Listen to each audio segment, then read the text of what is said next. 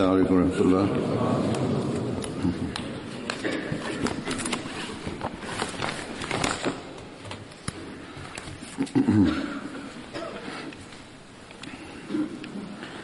أشهد أن لا إله إلا الله وحده لا شريك له وأشهد أن محمدا عبده ورسوله أما بعد فأعوذ بالله من الشيطان الرجيم بسم الله الرحمن الرحيم الحمد لله رب العالمين الرحمن الرحيم مالك يوم الدين إياك نعبد وإياك نستعين اهدنا الصراط المستقيم صراط الذين أنعمت عليهم غير المغضوب عليهم ولا الضالين.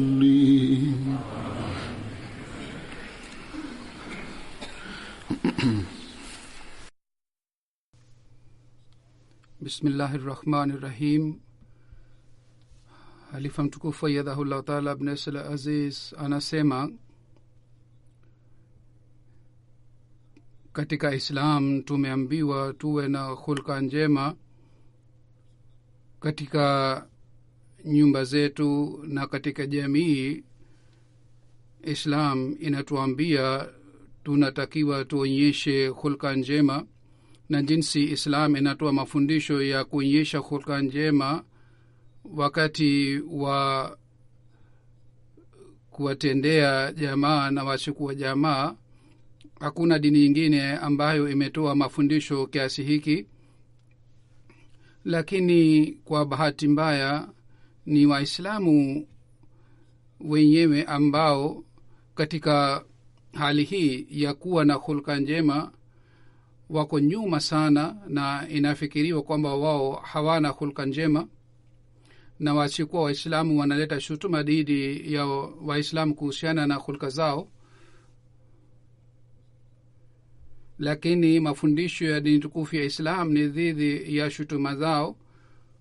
Mtume sallallahu alaihi wa alihi wasallam kwa kupitia amali zake na katika hafla mbalimbali, yeye alisihi umma wake kwamba wafuasi wake wanatakiwa washike hulka njema katika maisha yao. Waislamu kwa kawaida wanasema wanampenda Mtume sallallahu alaihi wa alihi wasallam, lakini hawafuati sunna ya Mtume sallallahu alaihi wasallam wala hawafuati nasaha zake.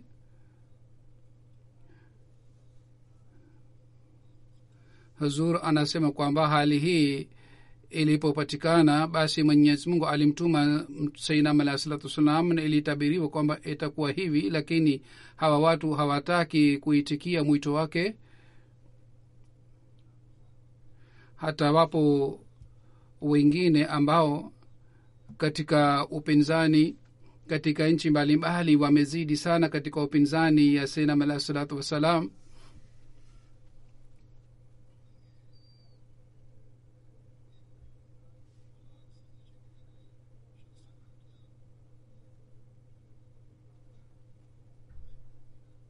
Na wao wanamtukana Sayyidina Muhammad sallallahu alaihi wasallam na wafuasi wake, na hawajali hata hulka ya kawaida. Na kwa sababu ya hii wasiokuwa Waislamu wanaleta shutuma dhidi ya hawa Waislamu kwamba hawana hulka njema.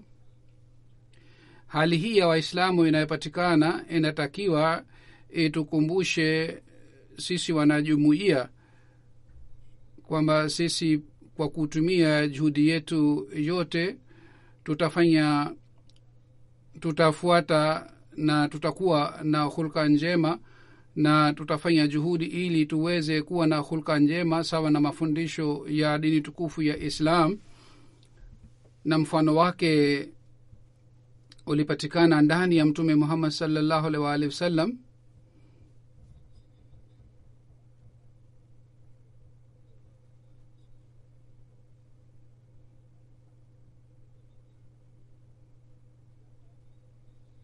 Ikiwa sisi hatuigi mfano mwema wa Mtume sallallahu alaihi wasallam, katika hali hii haina faida ya kuwa wanajumuia. Tunapozingatia mfano mwema wa Mtume sallallahu alaihi wasallam, basi mfano wake ni wa aina yake.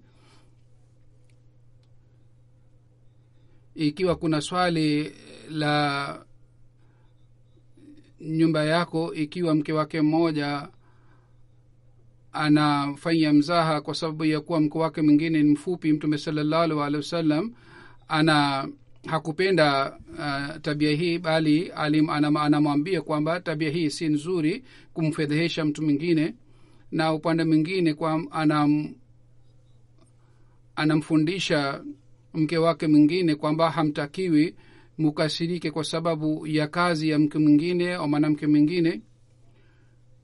Na upande mwingine tunaona kwamba nasihi kwamba hulka za watoto ziboreshwe, na anawasihi kwamba msiangushe matunda ya miti ya watu wengine, na hivi umtaharibu matunda.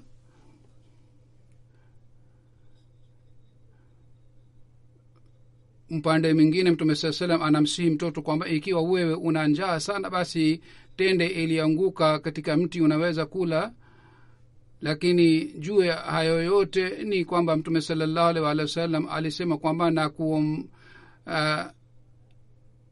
na kuombea kwamba Mwenyezi Mungu asikupatie hali hii, usipate njaa ya aina hii kwamba unalazimika kula matunda yaliyoanguka chini. Vile vile Mtume sallallahu alaihi wasallam alimkumbusha mtoto kwamba ikiwa una haja ya kitu chochote unatakiwa umwelekee Mwenyezi Mungu badala ya kuwaomba watu.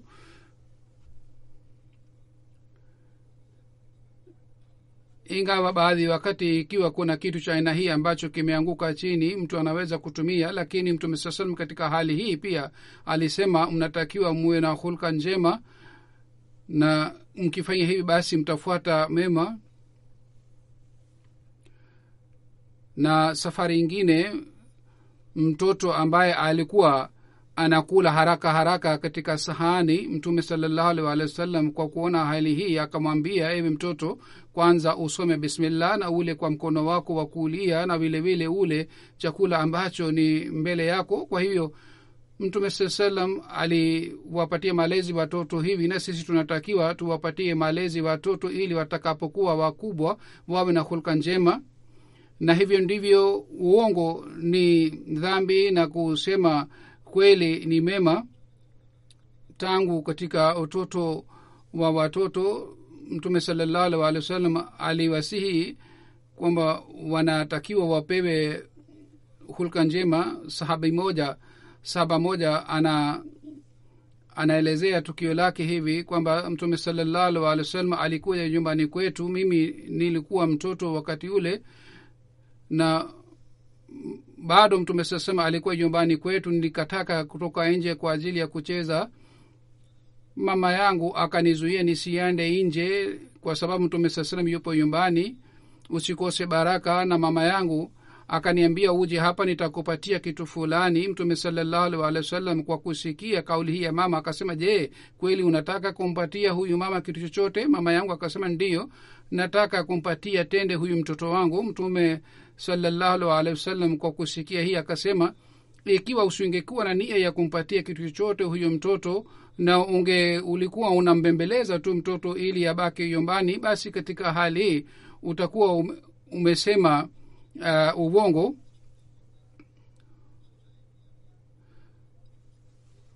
kwa hiyo mtoto huyu kutoka katika utoto wake akajua uongo ni nini, na hata alipokuwa mkubwa alikumbuka tukio hili na alieleza tukio hili. Wakati fulani Mtume sallallahu alaihi wa alihi wasallam alimsihi mtu mmoja kwamba ikiwa huwezi kuacha maovu yote, basi angalau uache kusema uongo, uache ovu huu wa kusema uongo. Hazur anasema kwamba je, tuangalie kwamba hali ya Waislamu ni aina hii, kwamba wao wanaepukana na uongo. Je, wanafuata ukweli? Hata si kwamba tuwachunguze wengine, tunatakiwa chunguze hali zetu pia, kwamba je, tuna hulka hizi njema au hatuna hulka hizi. Katika riwaya moja inapatikana Mtume sallallahu alaihi wa alihi wasallam alieleza kuhusu madhambi makubwa. Alisema dhambi kubwa ni hizi: kumshirikisha na Mwenyezi Mungu chochote na kuwaasi wazazi. Kisha anayesumulia hadithi hii anasema Mtume sallallahu alaihi wasallam alikuwa anaegemea katika mto, alikuwa anaegemea. Basi Mtume sallallahu alaihi wasallam akakaa na akasema kwamba kutoa ushahidi ya uongo ni dhambi kubwa sana, na aliendelea kurudia maneno haya mara kadhaa. Na sisi tulitegemea lao Mtume sallallahu alaihi wa alihi wasallam angenyamaza na asingeendelea kusema maneno haya, yani kusema uongo ni dhambi kubwa.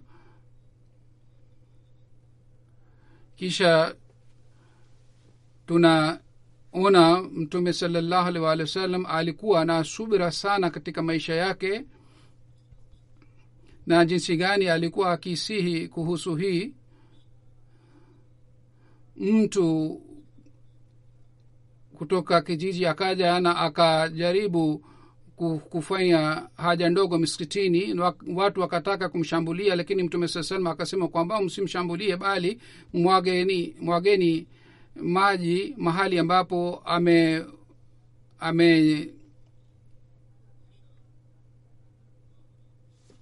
amekujisaidia. Na Mtume sallallahu alaihi wa sallam aliwapatia malezi masahaba hivi, na yule mtu alikuwa akieleza tukio hili maisha yake yote. Lakini siku hizi kwa bahati mbaya ni Waislamu ambao wanaleta usumbufu kwa ajili ya watu, na hawaleti urahisi katika mambo madogo au mambo makubwa, bali wanaleta matatizo tu. Wakati fulani Mtume sallallahu alaihi wasallam aliwahi kusema hivi: ikiwa mnataka kujua kwamba mnafanya wema au mnafanya mbaya, katika hali hii mnatakiwa mwangalie hali ya jirani yenu ikoje, yeye anasemaje kuhusu nyinyi au kuhusu nawe. Kisha Mtume sallallahu alaihi wasallam alisema kwamba hulka zenu njema zitajulikana wakati nyinyi mtakapokuwa watumishi wa watu, na kwa uwezo wenu wote mtatoa huduma kwa ajili ya watu wote. Basi hali hii hatuwezi kuona katika jamii yetu au katika mazingira ya Waislamu, wala viongozi pia hawana tabia hii. Kwa hiyo viongozi wetu wa jumuiya wanatakiwa wazingatie nasaha hii ya Mtume sallallahu alaihi wasallam. Halifa mtukufu ayyadahullah taala ibn Salaziz anasema kwamba wakati Mtume sallallahu alaihi wasallam alipopata uwezo na alipopata ushindi katika nchi za Arabu, katika hali hii pia tunaona kwamba alikuwa na hulka nzuri. Wakati wa ushindi wa Makka, namna gani Mtume sallallahu alaihi wasallam alionyesha hulka njema, kwamba aliwasamehe maadui zake wote, wale maadui ambao walimsumbua maisha yake yote na walitaka kumuua. Mtume sallallahu alaihi wasallam aliwasamehe. Kisha kwa sababu ya msamaha huu wengi walipata bahati ya kusilimu.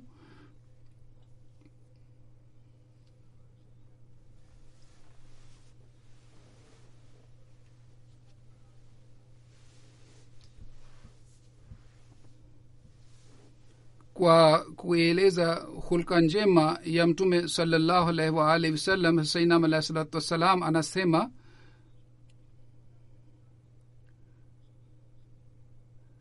allah jalla shanuhu anamhutubia mtume muhammad sallallahu alaihi wa alihi wasallam kwa maneno haya, innaka la ala khuluqin azim, yani wewe una hulka njema. Sawa na kauli hii, maana yake ni hii kwamba hulka zote za hulka, yani huruma na shujaa na msamaha na ihsani na kusema kweli na kuwa na subira, sifa hizi zote zinapatikana ndani yako. Ilmuradi uwezo wote ambao unapatikana ndani ya manadamu, kama ni adabu, haya na kuhurimiana na kuwa na ghaira na kuwa na uimara na uadilifu na huruma kwa ajili ya wengine na ushujaa na msamaha na ghufira na subira, ihsani, sidq na utii, sifa hizi zote zinapatikana ndani ya mtume sallallahu alaihi wasallam. Wakati sifa hizi zote zinatumiwa kwa mahala pake, basi katika hali hii sifa hizi zote zinaitwa hulka njema.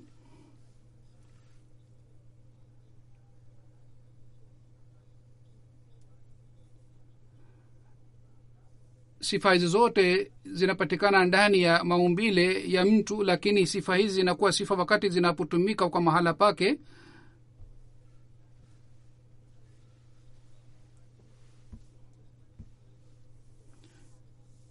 Ikiwa mtu anatumia hulka hizi ili matokeo yake yapatikane mazuri, basi zinaitwa hulka njema. Wakati mtu analazimika kumwadhibu mtu mwingine, ikiwa mtu anamwadhibu kwa sababu ya nia hii kwamba matokeo mazuri yapatikane, basi katika hali hii kumwadhibu yule mtu itakuwa hulka njema.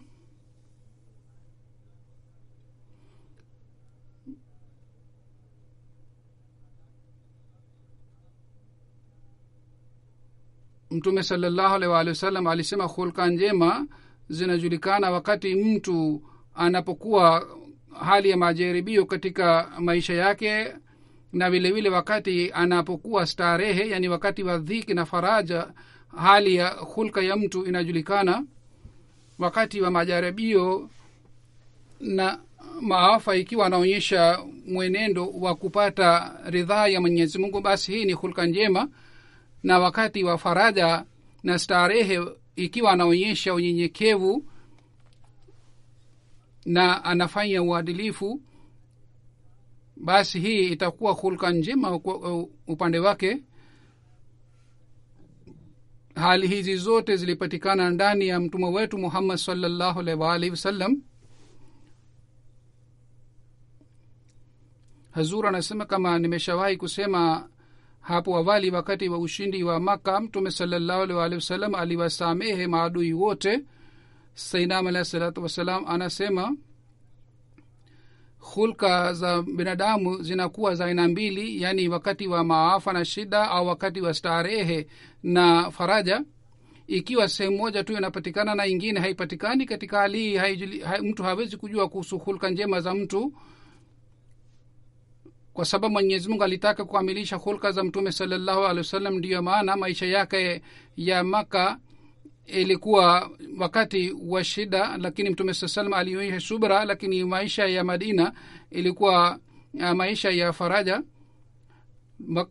Katika Maka wakati aliposumbuliwa, mtume sallallahu alaihi wasallam aliwatendea vizuri na aliwahurumia, na mtume sallam aliendelea kuwahubiri. Kisha baadaye mtume sallam alipohamia Madina na alipopata ushindi, wale maadui ambao waliomsumbua walipokamatwa, mtume sallallahu alaihi wasallam aliwasamehe hawa wote. Mtume sallallahu alaihi wasallam alipata faraja na ushindi, lakini kwa kuwa na hali hii mtume sallallahu alaihi wasallam hakuadhibu wale maadui zake. Hii ndiyo ni hulka njema.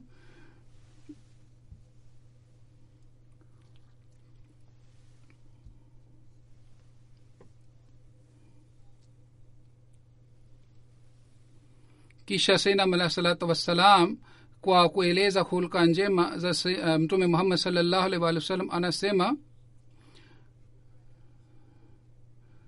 nimeshuhudia watu wengi kwamba wanafanya huruma, wanawasaidia wengine, lakini pamoja na hii wanakuwa na ghadhabu sana. yani wanawasaidia watu, wanahurumia watu, lakini pamoja na hii wanakuwa na tabia ya hasira sana, kwa sababu mambo madogo madogo wanakasirika. Ikiwa wamempatia mtu kitu chochote, basi wao wakasema tumefanyia ihsani juu yako. Wapo wengine ambao ni halim, wapole wa moyo, lakini ni bahili. Wapo wengine ambao wanapata hasira sana na hawana unyenyekevu hata kidogo. Wapo wengine ambao wanakuwa wanyenyekevu sana, lakini hawana ushujaa. yani wao ni wanyenyekevu sana, lakini hawana ushujaa, sifa ya ushujaa ndani yao, na wanakuwa woga sana wakati wa kuonyesha ushujaa.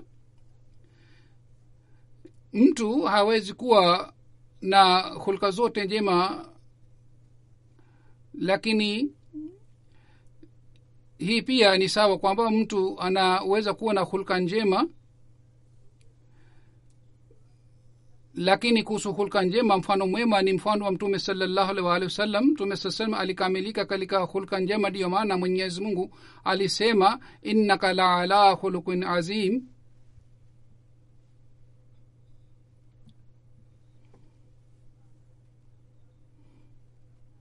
Basi Mtume sallallahu alaihi wasallam katika hali ya shida na mateso pia alionyesha hulka njema na alifanya subira, na wakati alipopata utawala na ushindi, basi wale wote ambao walimtendea vibaya na walimsumbua, Mtume sallallahu alaihi aliwasamehe.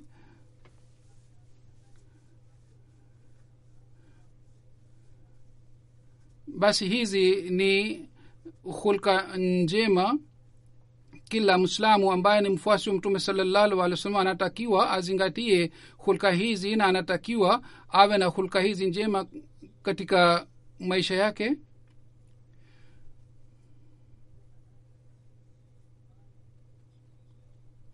Sayyidina alayhi salatu wassalam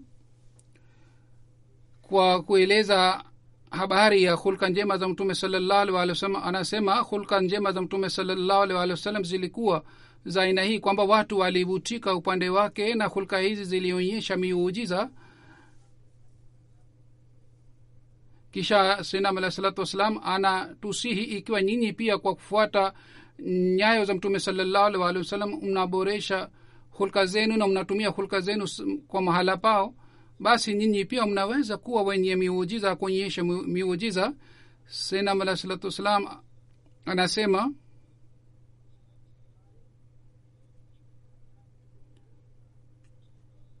watu wakiona miujiza wanajaribu kukataa, lakini hulka njema ni kitu ambacho mtu hawezi kukataa. Hii ndiyo ni sababu mtume wetu Muhammad sallallahu alaihi wasallam alipewa muujiza mkubwa sana ya hulka njema, kama alivyosema Mwenyezi Mungu innaka la ala khuluqin azim. Amesema miujiza ya Mtume sallallahu alaihi wasallam ilikuwa miujiza kubwa zaidi kuliko manabii wote, lakini hulka njema za Mtume sallallahu alaihi wasallam zilikuwa juu ya hayo yote. Mfano wake haupatikani katika dunia.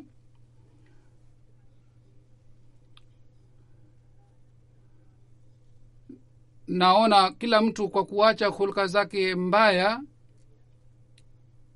na anaacha tabia yake mbaya na anafuata tabia nzuri na anakuwa na hulka njema, hii inakuwa muujiza upande wake. yani mtu aache tabia mbaya na aache hulka mbaya na afuate hulka njema, basi hii itakuwa muujiza kutoka kwake. Ikiwa mtu mwenye hasira haachi tabia mbaya,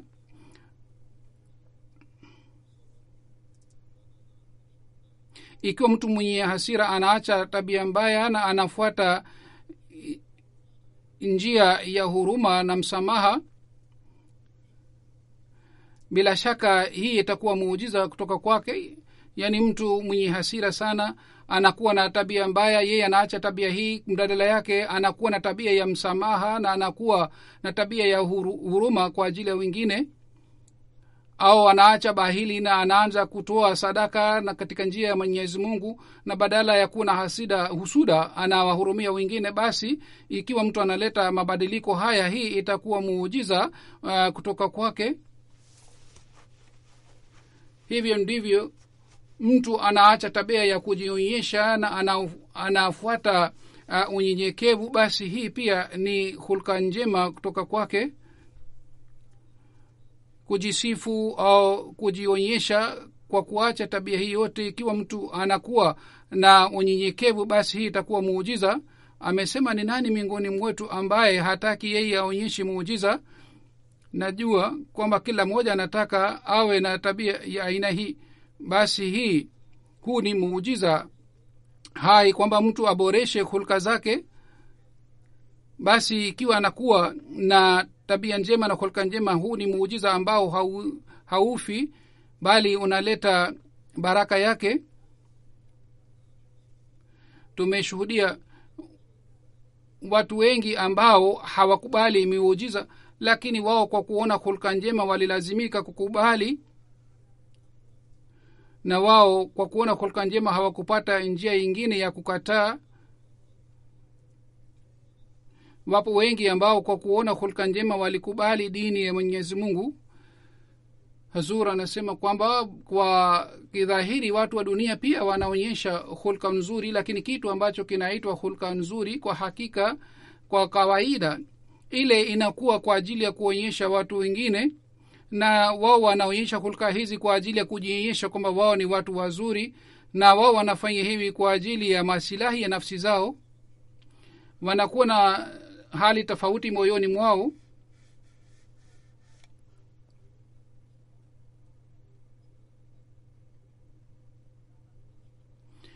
Wao wanaonyesha kwamba wao wana hulka njema mbele ya kiongozi wao. Hii ni kwa ajili ya kuthibitisha kwamba wao ni wazuri, na wanafanya hivi kwa sababu ya kuwa na uoga. Lakini mafundisho ya Islam si ya aina hii, kwa sababu hizi si hulka njema za Islam, bali hulka njema sawa na mafundisho ya dini tukufu ya Islam ni hii kwamba mtu awe na hulka njema kwa moyo wake. Ikiwa anawahurumia, awahurumie kwa moyo wake. Ikiwa anakuwa na hulka njema, basi awe na hulka njema hizi kwa moyo wake, si kwa ajili kuonyesha wengine. Sayyidina alayhi salatu wasalam amesema kwamba hulka ni za aina mbili. Hulka za aina moja ni zile ambazo wanaonyesha wataalamu wa siku hizi, kwamba kwa ulimi wao wanasifu na wanaonyesha hulka, lakini mioyoni mwao wanakuwa na husuda na bughudha. Hulka hizi ni kinyume na mafundisho ya Islam. Na hulka ya aina mbili ni hii kwamba mtu awe na huruma kweli kweli, asiwe na unafiki, na asiwe na tabia ya kubembeleza tu kwa ajili ya tamaa ya nafsi yake. Mwenyezi Mungu anasema, inna Allaha ya'murukum yani bil adli wal ihsani, yani mufanye uadilifu na vile vile mufanye ihsani, na mueleze hali halisi na uhakika, na mahali ambapo mnalazimika kufanya ihsani mufanye ihsani. Kisha zaidi ya hayo mnatakiwa na muwe na hulka kama mama anamtendea mtoto wake bila kuwa na tamaa aina yoyote.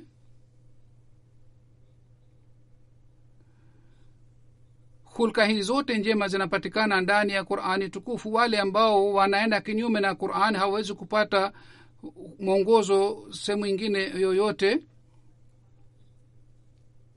Kwa ajili ya kupata mwongozo, mtu anatakiwa awe na moyo safi, yani kwa ajili ya kuwa chini ya ridhaa ya Mwenyezi Mungu, mtu anatakiwa awe na moyo safi, na vile vile anatakiwa afuate ridhaa ya Mwenyezi Mungu. Sayyidina al-Islam amesema,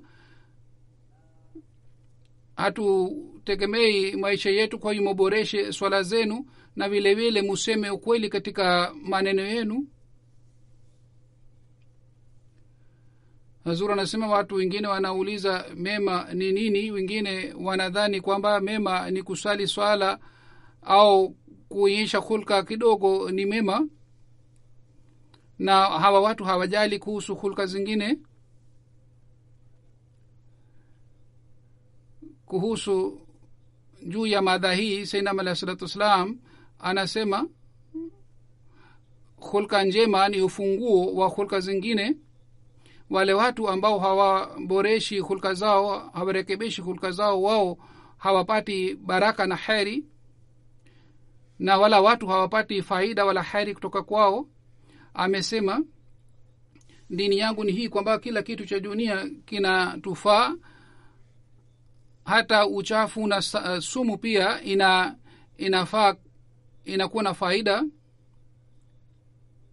Yule mtu ambaye kufuata hulka njema, yeye ikiwa mtu hapati afuati hulka njema katika maisha yake, basi yule mtu hawezi kuwa mwenye faida kwa ajili ya mtu mwingine yoyote. Yani mtu anaweza kuwa mwenye faida wakati anapokuwa na hulka njema.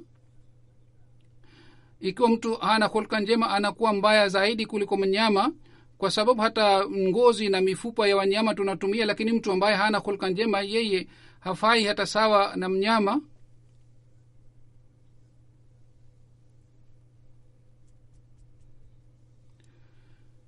Ikiwa mtu anakuwa na hulka mbaya, basi anakuwa kitu kilichoachwa.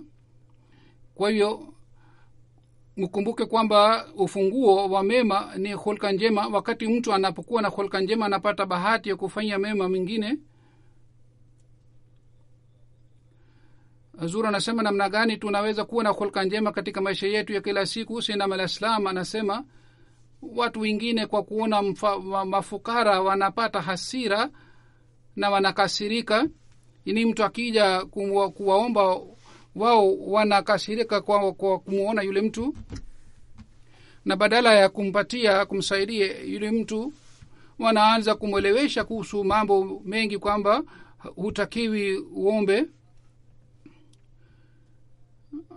Badala ya kumpatia, kumsaidia yule mtu, wanaanza kuzungumza naye na wanaanza kueleza maovu ni nini na mema ni nini.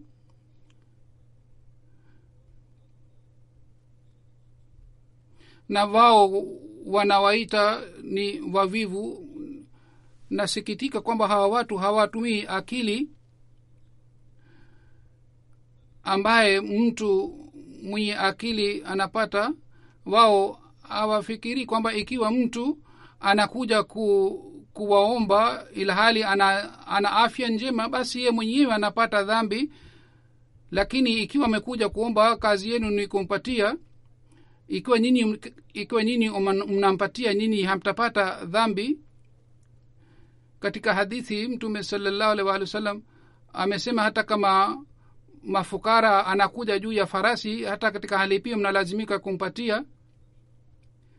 Na katika Qur'ani tukufu pia Mwenyezi Mungu anasema amma saila fala tanhar, yani mafukara maskini anapoomba umsikatae, bali mnalazimika kumpatia, kwa sababu ikiwa nyinyi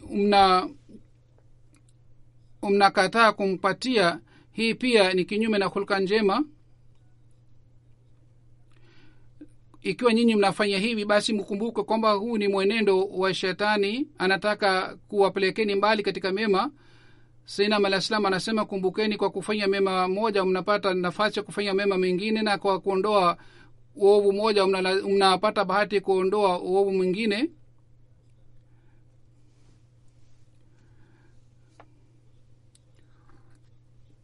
Basi wakati unapomtendea aliomba msaada kutoka kwenu kwa njia nzuri, na mtakampatia msaada sawa na swali lenu, basi katika hali hii atapata nafasi ya kufanya mema mengine, na kizuizi kitaondoka, na yeye atapata nafasi ya kufanya vitendo vizuri vingine kwa sababu ya hii. Kisha katika jamii yetu kuhusu wazazi, swali linaulizwa kwamba ikiwa wazazi si wanajumuia na wao ni wapinzani, namna gani tuwaheshimu?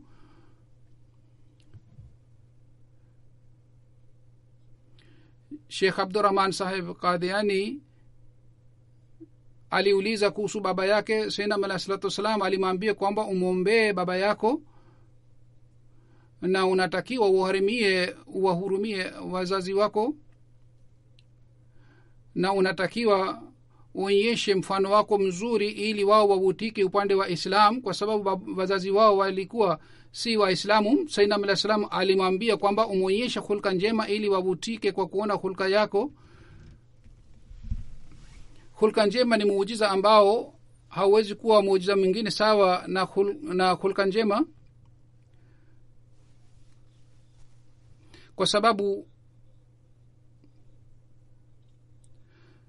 kwa sababu ya hulka zako labda Mwenyezi Mungu atatia mapenzi moyoni mwako. Islam haisemi kwamba msiwapende wazazi wenu, mnalazimika kuwapenda wazazi wenu na kuwahudumia wazazi wenu. Sayyidina alayhi salatu wasalam alisema kwamba ni hulka njema ambayo inafanya tofauti baina ya mwanadamu na mnyama. Sayyidina alayhi salatu wasalam alisema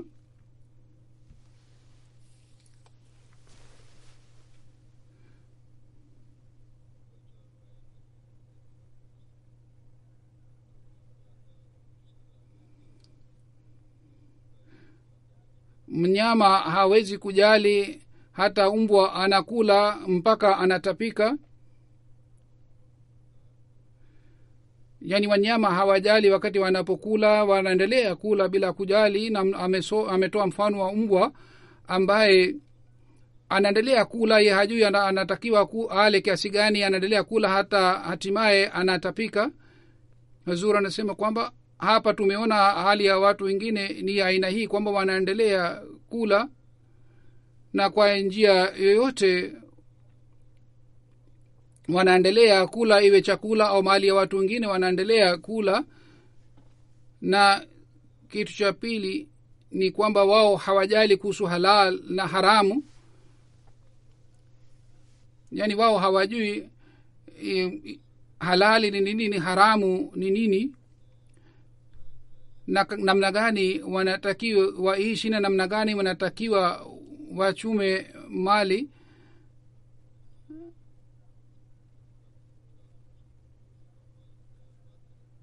Kwa hiyo kitu cha pili ni kwamba mnyama hajali kuhusu halali na haramu. Kwa mfano ametoa mfano wa nyati. Nyati hajali kwamba ni shamba la jirani au ni shamba yake. Yani wakati anapokula nyasi, yeye hajali, badala ya shamba lake ataenda katika shamba la jirani.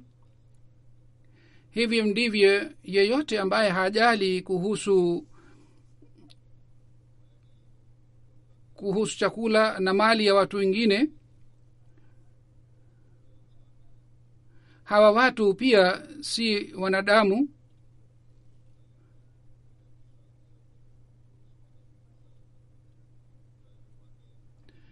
Kisha anasema Sayyidina alayhi salatu wasalam kwamba watu wanakula mali ya mayatima,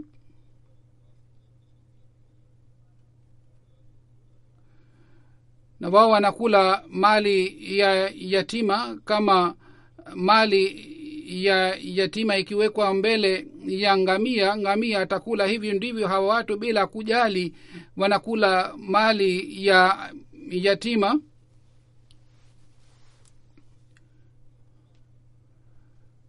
Hii ndiyo ni maana yake wannaru maswallahum, yani makao yao ni moto. Yani wale watu ambao wanakula mali watu wengine, makao makuu yao ni moto.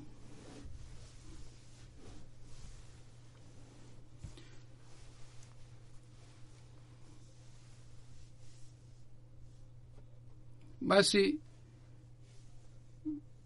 yule ambaye hatimizi haki ya Mwenyezi Mungu, hakubali amri zake na hafanyi ibada yake, na yeye asikii maneno yake kwa makini, hii pia ni hulka mbaya. Hivyo ndivyo ikiwa hawatimizi haki za watu na wanajaribu kuwapatia hasara watu kwa njia ingine yoyote, wanaonyesha hulka mbaya. Hii pia ni kinyume na hulka njema. Sayyidina al-Islam anasema ni watu wachache ambao wanafikiria kuhusu haki ya maisha.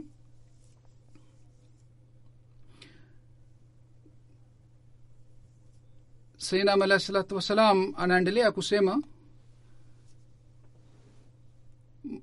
masufi wanasema kwamba watu wana majini wengi ya tabia mbaya, ya hulka mbaya. Wakati majini hawa wanapoanza kutoka, wanaendelea kutoka, lakini jini ya mwisho ni jini ya kibri ambaye anaendelea kubaki ndani yake, lakini jini hii inaondoka kwa maombi. Wapo wengi ambao wanaona kwamba ni wenyenyekevu, wanaonyesha unyenyekevu na wanajiona wao ni wenyenyekevu, lakini wao pia wanakuwa na kibri ya aina yoyote. Kwa hiyo tunatakiwa tuipukane na kibri ya aina zote. Baadhi wakati kibri anapatikana kwa sababu ya mali. Mwenye mali anawaona wengine ni wadogo na anasema hawa ni kina nani ambao wanaweza kusimama mbele yangu. Wapo wengine wanafanya kibri ya familia na anaona mimi ni kabila yenye heshima. Na baadhi wakati kibri inapatikana kwa sababu ya elimu. Mtu akikosea basi anasema kwamba wewe hujui hata kusema neno moja sahihi, basi hii ni kibri. Kwa hiyo kibri inakuwa ya aina mbalimbali, na hali hizi zote zinampeleka mwanadamu mbali katika mema. Kwa hiyo mtu anatakiwa aipukane na hali hizi zote. Kisha anasema Sayyidina alayhi salatu wassalam,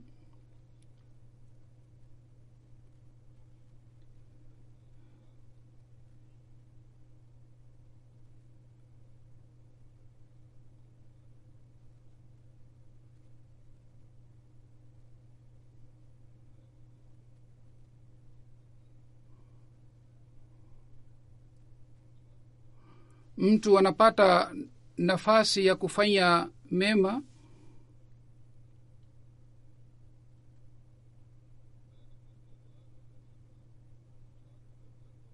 wakati mtu anapoacha hulka njema, basi hali hii inakuwa uovu. Na katika hali hii mtu hapati nafasi ya kufanya mema. Kwa mfano, mtu mmoja anafanya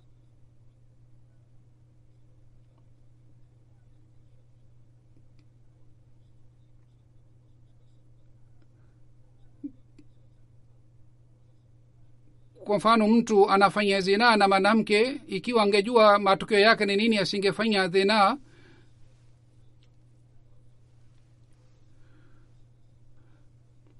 Na angejua kwamba matokeo yake yatakuwa mabaya kiasi gani kwa ajili ya binadamu, basi katika hali hii asingeweza kufanya zina. Kwa mfano, kuna mtu mwingine anaiba na yeye haachi chakula katika nyumba ya mtu ili aweze kula chakula usiku. Hata wapo wezi wengine ambao wanachukua mali ya mtu yote. Ikiwa yule mtu asingekuwa kipofu katika hulka njema, asingeweza kuiba. Habari hizi zinapatikana katika magazeti mara kwa mara kwamba kwa sababu ya tamaa mtu amefanya uizi.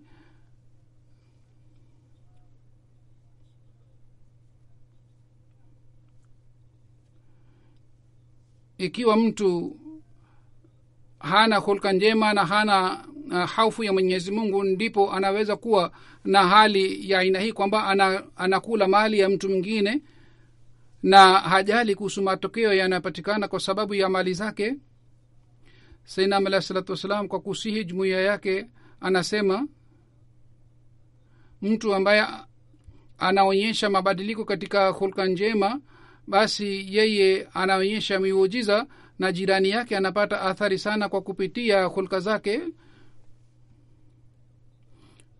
shutuma inaletwa dhidi yetu kwamba sisi hatujui kwamba maendeleo gani yamepatikana ndani ya jamaat.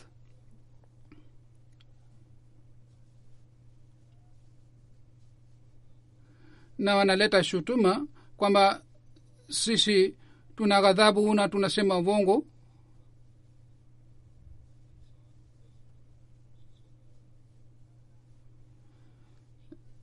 Lakini watu waliojiunga na jumuiya hii walijiunga na jumuiya kwa kuona mwenendo mzuri.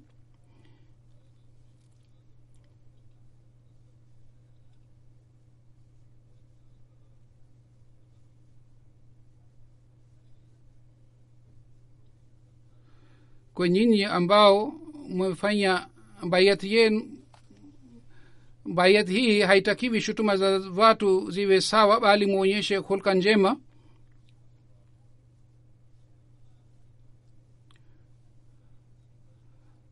Baba wa dunia anamleta mtoto katika dunia hii, lakini baba wa kiroho anamchukua mtoto wake huko mbinguni, anampeleka huko mbinguni. Amesema, je, mnapenda mtoto amfedheheshe baba yake,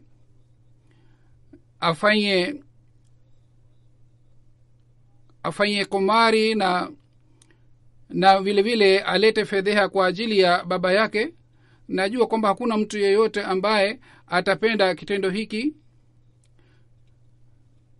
lakini wakati mtoto mbaya anapofanya vitendo hivi, wakati ule watu wanaleta shutuma na watu watasema kwamba huyu ni mtoto wa huyu fulani, ndio maana anafanya vitendo vibaya. Kwa hiyo mtoto anakuwa sababu ya fedheha kwa ajili ya baba. Hivyo ndivyo mtu anapojiunga na jumuiya, kisha yeye hajali heshima ya jumuiya hii na anafanya kinyume na mafundisho yake, basi yeye atakamatwa na Mwenyezi Mungu, kwa sababu yeye hajiangamizi, bali anakuwa sababu ya kuonyesha mfano mbaya kwa ajili ya wengine. Na hivi wengi wanakosa bahati nzuri, hawapati bahati nzuri. Yani wao watakuwa mbali katika jumuiya kwa sababu ya hulka zake na mwenendo wake. Basi sawa na uwezo wenu muombe msaada kutoka kwa Allah subhanahu wa ta'ala, na kwa juhudi yenu yote muondoe udhaifu wenu, na wakati mnapokwama basi muombe msaada kutoka kwa Mwenyezi Mungu. Mufanye maombi, muiname mikono yenu kwa ajili ya kufanya maombi, kwa sababu mkifanya maombi hivi maombi yatapokelewa. Mimi na nimeshuhudia maombi yangu maelfu yamekubaliwa hivi.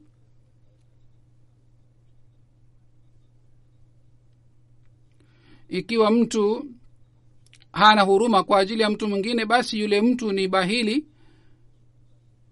Ikiwa mimi naona kwamba katika njia fulani kuna heri, basi ni jukumu langu kwamba niwaite watu wengine, na nisijali kwamba watu wanafuata au hawafuati, lakini kazi yangu ni kwamba naendelee kuwaita watu kwenye ile heri.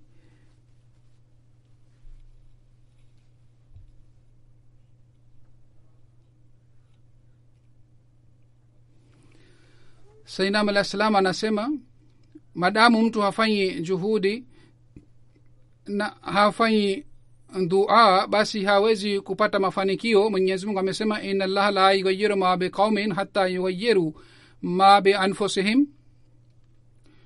Yani Mwenyezi Mungu haondoi maafa yanayopatikana mpaka kaumu pia inafanya juhudi ya kuondoa maafa yale.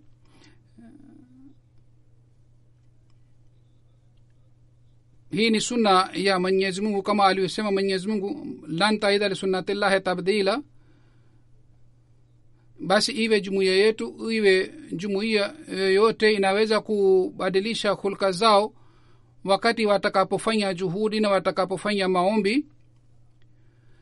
Hazur anasema kwamba Mwenyezi Mungu atujalie tuige mfano mwema wa Mtume sallallahu alaihi wa sallam, na tuweze kuwa na hulka njema na tuweze kuboresha hulka zetu njema kila wakati na katika kila hali, na hulka zetu njema ziwe kwa ajili ya ridhaa ya Mwenyezi Mungu, zisiwe kwa ajili ya kuonyesha watu wengine, na tuwe na huruma ya watu moyoni mwetu, na tuweze kuboresha uchamungu wetu.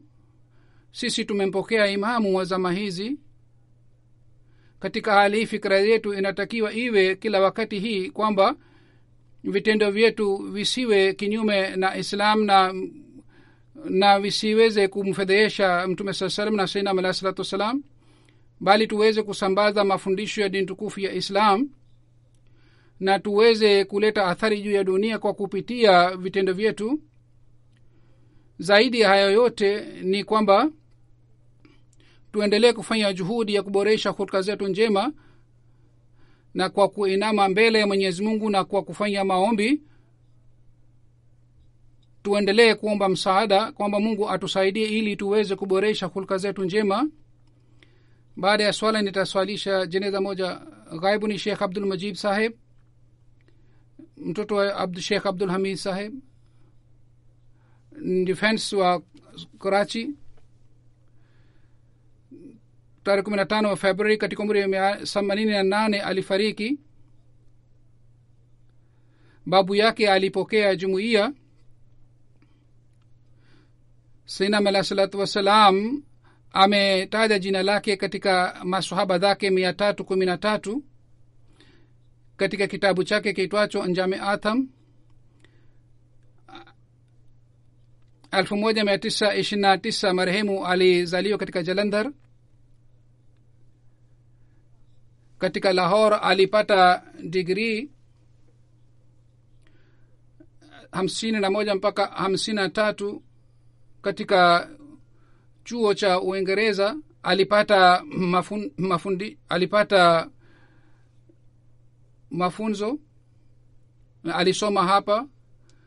Baadaye alitumikia katika idara mbalimbali za jumuiya. Alikuwa member wa Majlis Tahrik Jadid Markazia. Ameacha binti moja Salma Tariq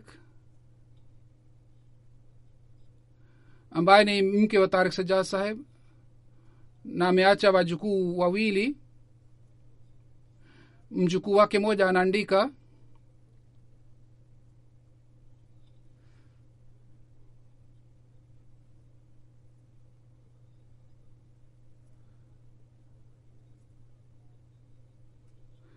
anasema kwamba yeye hakufanya vizuri mtihani wa Kiingereza. Alikuwa narudi kutoka miskitini. Maulana Sherli Sahib alikuwa anatoka miskitini. Maulana Sahib akamuuliza kuhusu mtihani, akasema mimi sikufanya mtihani mzuri. Maulana Sherli Sahib akaanza kufanya dua pale pale na akasema utafaulu, usiwe na wasiwasi. Anasema dua ilikubaliwa hivi kwamba mimi niliendelea kupata ushindi katika kila mtihani. Alipata hali ya dhiki na shida na alilazimika kufanya vibarua mbalimbali. Ni yeye kwa sababu ya upinzani wa jumuiya na kwa sababu ya tabia mbaya ya viongozi alifukuzwa kazini. Kwa hiyo baadaye alianza kufanya biashara yake, na yeye aliahidi kwamba atabakisha kidogo kwa ajili ya matumizi yake, na yote baki yote itatoa katika jumuiya. Na kwa fadhila za Mwenyezi Mungu alitimiza ahadi yake mpaka mwisho wa uhai wake. Yeye alikuwa na viwanda na faida alipokuwa akipata alikuwa akitoa katika jumuiya na aliendelea kutoa michango.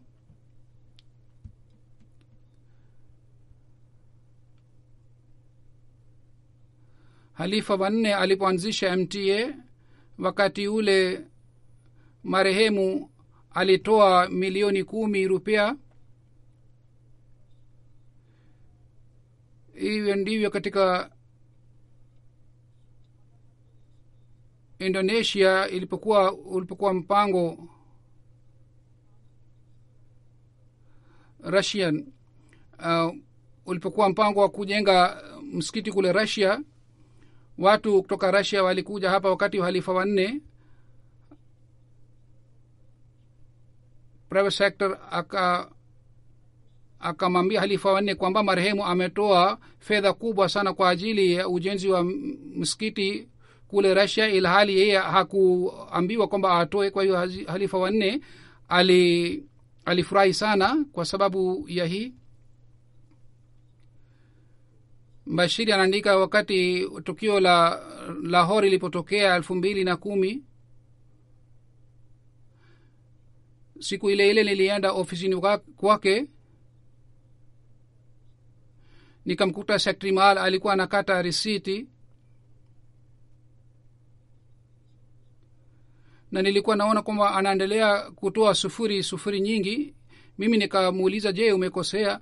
Akasema hapana, Sheikh Saheb kwa ajili ya Sayyidina Bilal Fund ametoa milioni 10. Hivyo ndio kwa ajili ya uchapashaji wa Qur'an tukufu alitoa fedha kubwa sana, alitoa michango katika njia mbalimbali, na mwenyewe aliishi maisha ya kawaida na kwa unyenyekevu, na kwa kuona maumbile yake ya kidhahiri ilikuwa haionekani kwamba huyu ni mtu ambaye ana viwanda viwili na ni mtajiri sana, kwa sababu yoyote alikuwa akipata alikuwa akibakisha kidogo kwa ajili ya matumizi yake, na baki yote alikuwa akitoa katika jumuiya. Na hatimaye amefanya wasia hii kwamba jaidadi yangu yote itakuwa kwa ajili ya jumuiya. Mwenyezi Mungu amghofirie, amsamehe na apandishe madaraja yake. Mwenyezi Mungu awajalie binti yake na wajukuu wake subira sana, na vile vile awajalie waendelee kufuata mfano wake mzuri.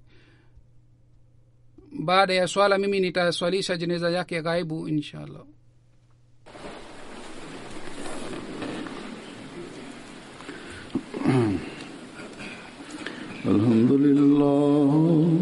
Alhamdulillah nahmaduhu wa nasta'inuhu wa nastaghfiruh wa nu'minu bihi wa natawakkalu alayhi wa na'udhu billahi min shururi anfusina wa min sayyiati a'malina.